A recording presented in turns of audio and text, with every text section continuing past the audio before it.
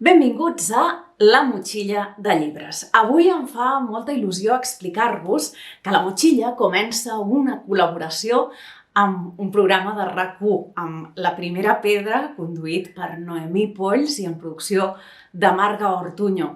Com ho farem això? Doncs durant aquesta temporada d'estiu, al mateix temps que anem penjant en el canal aquests llibres que ara estan d'actualitat i que crec que us poden agradar, doncs al mateix temps anirem fent una secció en el programa La Primera Pedra, on us parlaré precisament d'aquestes obres. I com l'inaugurem, aquesta col·laboració? Doncs amb una novel·la que m'ha encantat, que m'ha agradat moltíssim, i és aquesta que porto aquí, que està aquí al costat d'aquesta bossa. És Y Zelda se convirtió en vikinga, d'Andrew David MacDonald i que publica Destino. Si us sembla, comencem a veure com sonen les primeres paraules, les primeres frases d'aquesta novel·la. I diu així: El vikingo que me regaló mi hermano para mi cumpleaños era alto y tenía músculos. Aunque no fueras experto en vikingos, ni hubieras leído el manual del vikingo de Kepler, habrías dicho que aquello era un vikingo. Tenía cara de haber vencido hordas de villanos y consumado actos de valentía como Beowulf, el más célebre de los vikingos, que venció a Grendel, que no solo era un villano normal, sino además un monstruo. Doncs bé, d'aquesta manera ja heu vist, àgil, divertida, és com comença aquesta novel·la que ja us dic que és una llàstima que no estigui traduïda al català. El seu autor és un escriptor canadenc molt jove, que ja ha rebut, tot i la seva joventut, ja ha rebut molts reconeixements i que ara el podem llegir en castellà. Quina és la història que ens proposa? Heu vist que estava escrita en primera persona, que és la Zelda mateixa qui ens explica la seva història.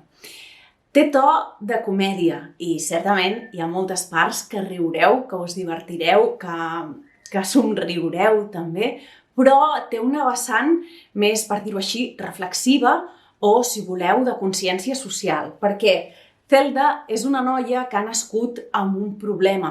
Ella té trastorn de l'espectre alcohòlic fatal. Què vol dir això? Doncs que quan la seva mare la duia a la panxa, estava embarassada d'ella, bevia molt d'alcohol, s'emborratxava i això li va causar unes seqüeles. És la malaltia que tenen aquests nens, que poden tenir diversos símptomes, com alguns són més baixets, altres tenen el front pla o tenen problemes d'aprenentatge. Precisament el que li passa a la Zelda és que té problemes d'aprenentatge. Té 21 anys, però el seu desenvolupament ha sigut més diferent del resta de nens, i cada setmana ha d'acudir a un psicòleg per treballar amb aquests problemes d'aprenentatge que té. Jo m'ho he passat, sincerament, molt bé al llarg de la història, però, a més, m'ha fet pensar, m'ha fet reflexionar.